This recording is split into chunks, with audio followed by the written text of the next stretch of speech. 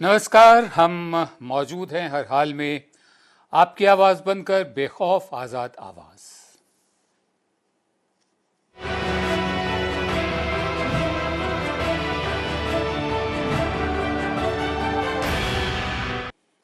Corona virus और आर्थिक मंदी, ये दो ऐसी मुसीबतें हैं जिनका सामना भारत साथ साथ कर रहा है। यानी हम इस वक्त दो फ्रंट्स पर लड़ रहे हैं, एक तो कोरोना वायरस के फ्रंट पर और दूसरा जो आर्थिक मंदी हमारी है, जिसकी शुरुआत नोटबंदी से हुई थी, फिर जीएसटी और फिर अब कोरोना वायरस। अर्थव्यवस्था की ऐसी हालत के बीच रिजर्व बैंक ऑफ इंडिया ने 50 विलफुल डिफॉल्टर्स का 68,607 करोड़ रुपए का कर्ज राइट ऑफ कर दिया है। मतलब ऐसे बड़े बड़े कर्जदार जिन्होंने बैंकों से कर्जा लिया था, वापस नहीं दिया, उनको राइट ऑफ कर दिया है, यानी बट्टे खाते में डाल दिया है। लिस्ट में मेहुल चौकसी का नाम भी शामिल है, जिस पर 5,492 करोड़ रुपए का कर्ज है। इस वक्त वो एंटीगुआ में है। लिस्ट में संदीप झुनझुनवाला, संजय झुनझुनवाला का नाम भी है, जिन पर 4,314 करोड़ बकाया है। इस लिस्ट में जतिन मेहता की company Winsome diamonds and jewellery, जिस पर 4,076 करोड़ रुपए का कर्ज है। रोटोमैक ग्लोबल प्राइवेट लिमिटेड, जिस पर 2,850 करोड़ रुपए बकाया हैं। रुचि सोया इंडस्ट्रीज, जिस पर 2,212 करोड़ रुपए बकाया है। सुना है कि इस कंपनी को योगा टीचर रामदेव ने खरीदा है, और जब कोई कंपनी खरीदता है तो कर्ज समेत खरीदता है, तो क्या ये कर्ज इनका माफ़ कर दिया गया है या बट्टे खाते में डाल दिया गया है रामदेव का। Zoom developers private limited Gwalior, जिस पर 2012 करोड़ बकाया है। ऐसी कंपनियां शामिल हैं। आरटीआई एक्टिविस्ट साकेत गोखले की तरफ से दाखिल की गई आरटीआई के जरिए ये जानकारी हासिल हुई है। साकेत गोखले ने यह कहा कि उन्होंने आरटीआई इसलिए दाखिल की क्योंकि फाइनेंस मिनिस्टर निर्मला सीतारमण और minister of state for finance Anurag Thakur ने संसद में इस सवाल का जवाब देने से इनकार कर दिया था। साकेत गोखले के मुताबिक इनमें से ज़्यादातर विलफुल डिफॉल्टर कई नेशनल बैंकों के डिफॉल्टर हैं, जो या तो देश छोड़कर भाग चुके हैं या जिन पर जांच बिठाई जा चुकी है। अगर जांच ही चल रही है अभी तक, अगर चल रही है तो फिर इनको राइट ऑफ करने का क्या मतलब है। मेरे साथ हैं प्रोफेसर संतोष मेहरोत्रा, अर्थशास्त्री। आप बहुत बहुत शुक्रिया प्रोफेसर साहब अपना समय हमें देने के लिए। मैं दो बातें जानना चाहता हूँ संक्षेप में कि वेविंग ऑफ अ लोन, कर्जा माफ़ करना, और राइटिंग ऑफ ए लोन, इन दोनों में क्या फ़र्क है, और दूसरे, क्या इन सब डिफ़ॉल्टर से कोई सेटलमेंट हो सकता था? देखिए, सबसे पहली बात ये है कि वेवर तब होता है जब आप नेगोशिएट कर रहे होते हैं और नेगोशिएटेड डील होती है। जब राइट ऑफ होता है तो राइट ऑफ का मतलब यह है कि कोई गुंजाइश ही नहीं है कि पैसे वापस आने वाले हैं, तो वो मजबूरी में राइट ऑफ होता है।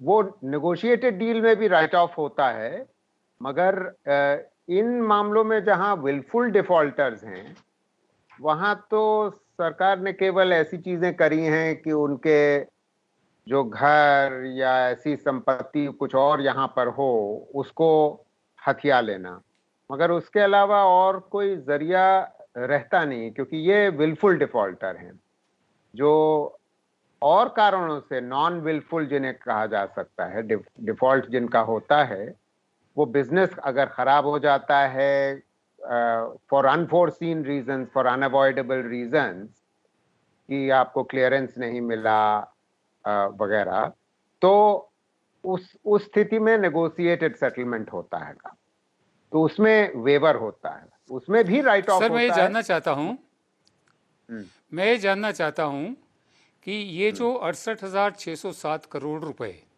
ये कर्जे माफ़ कर दिए गए हैं या इनको बैड डेट कह दिया गया है? बैड डेट कह दिया गया है, माफ कतई नहीं किए गए हैं। जाहिर है माफ कैसे किए जाएंगे, वरना इनको एनफोर्समेंट डायरेक्टरेट वगैरह उनके पीछे क्यों पड़ी होती। माफ नहीं किया गया, और जिस दिन ये लोग वापस आएंगे या पकड़े जाएंगे या एक्स्ट्राडाइट होंगे, अगर ये बाहर भागे हुए हैं, तो इनसे निपटारा करना होगा। मतलब ये माफ नहीं किया गया किसी भी हालत में। सर, मैं आगे बढ़ता हूं। मैं आपसे एक और भी सवाल पूछना चाहूँगा। हज़ारों करोड़ रुपए विलफुल डिफ़ॉल्टर्स के बट्टे खाते में डाल दिए। इसे बट्टा खाता बोलते हैं कि माफ़ नहीं किया, जैसा प्रोफेसर साहब बता रहे हैं, लेकिन ये बैड डेट है, ये रिकवर नहीं होंगे। ये शब्दों की चालाकी ये पिछले जो वित्त मंत्री थे हमारे, उन्होंने शुरू की थी कि ये लोन वेव ऑफ नहीं किए गए हैं, ये बैड डेट डाल दिए गए हैं।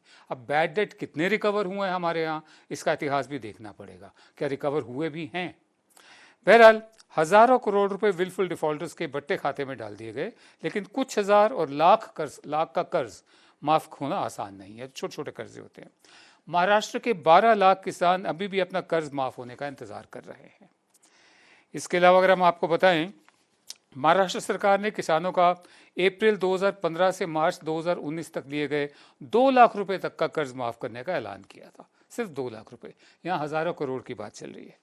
इस योजना का फायदा 29 लाख किसानों को मिलने वाला था, जिसमें से 12 लाख किसानों को लॉकडाउन के कारण इसका फायदा नहीं मिल पाया।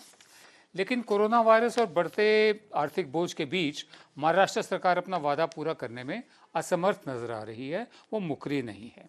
इसलिए महाराष्ट्र सरकार ने रिजर्व बैंक को चिट्ठी लिखकर कहा है कि वो बैंकों को निर्देश दें कि किसानों से 1 साल तक कर्ज वसूली टाल दी जाए।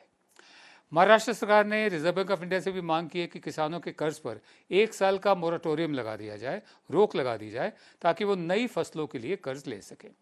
सर, मेरा दूसरा सवाल आपसे ये है प्रोफेसर मल्होत्रा, क्या किसानों के साथ ऐसी उदारता दिखाई जा सकती थी जो विलफुल डिफॉल्टर्स के साथ दिखाई गई है?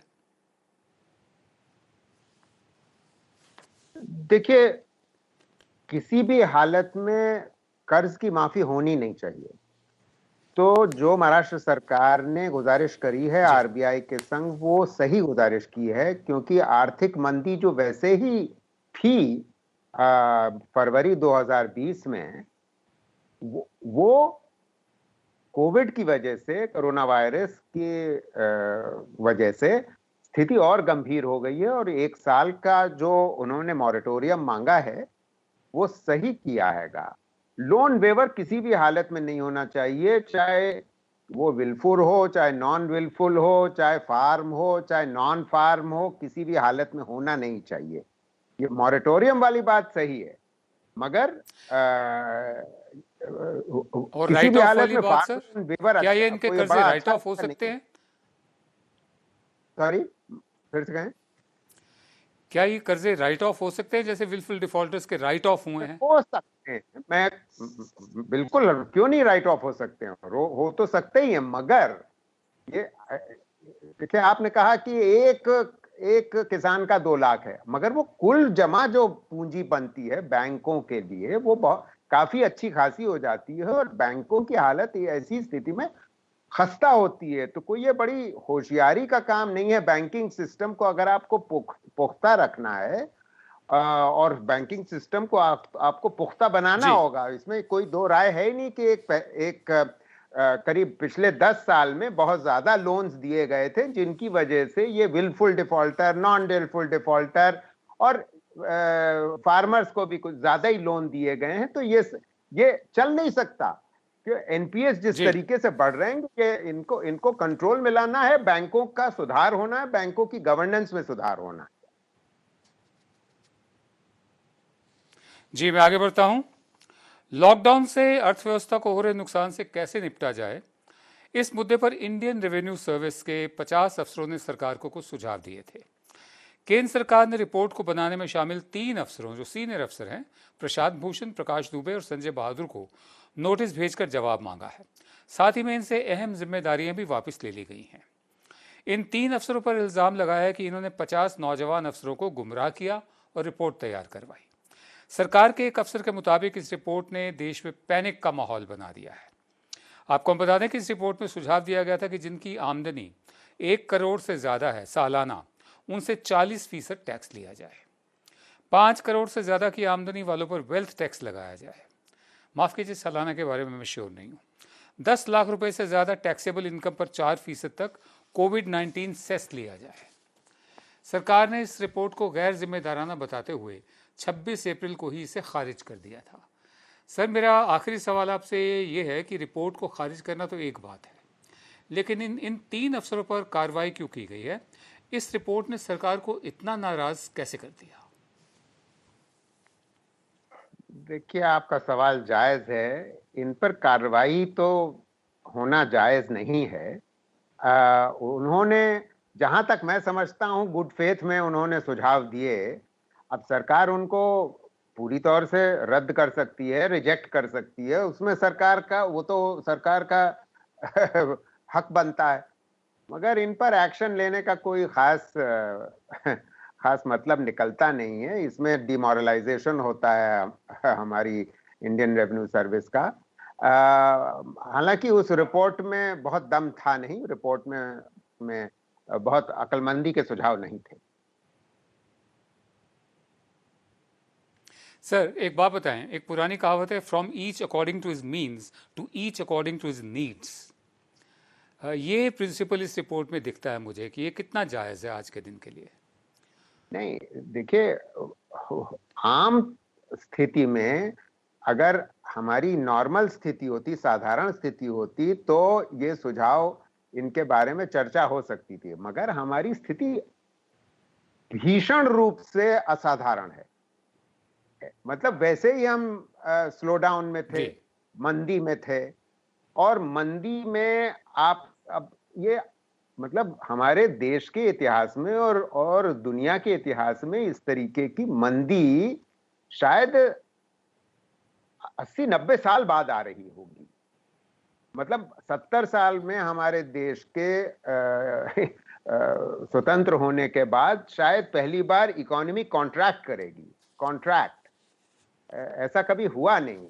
और ऐसी स्थिति में इनकम बढ़ाने, मतलब टैक्स रेवेन्यू बढ़ाने का कोई मतलब, कोई तरीका ही नहीं है साहब, तरीका ही नहीं है।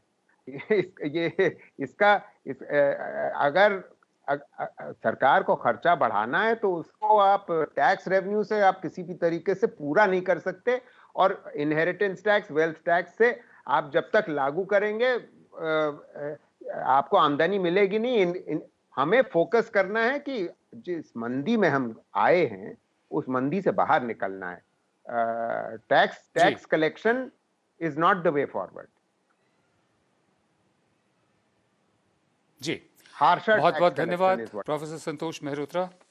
तो जी, बहुत बहुत धन्यवाद आपका, आपने हमें समय दिया अपना।